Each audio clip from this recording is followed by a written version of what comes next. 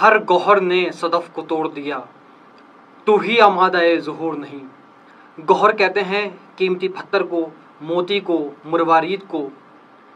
صدف کہتے ہیں شیل کو، سیپ کو، جس کے اندر وہ قیمتی پتھر، وہ جوہر، وہ موتی، وہ مروارید موجود ہوتا ہے۔ ہر گوہر نے صدف کو توڑ دیا، تو ہی آمادہ ظہور نہیں۔ علامہ اقبال اس شعر میں فرما رہے ہیں کہ وہ صلاحیت، وہ خصوصیت، وہ اوصاف جو کہ پروردگار عالم نے اس جوہر میں رکھے تھے، اس موتی میں رکھے تھے، اس نے اس کی تجلی کے لیے، اس کے اظہار کے لیے صدف کو توڑا اور وہ اس سے باہر آ گیا۔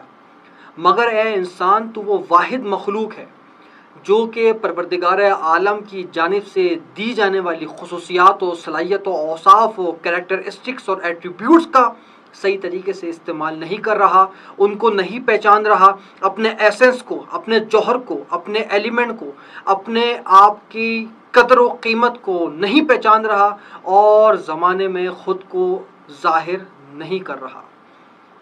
ہر گوہر نے صدف کو توڑ دیا، تو ہی آمادہ ظہور نہیں۔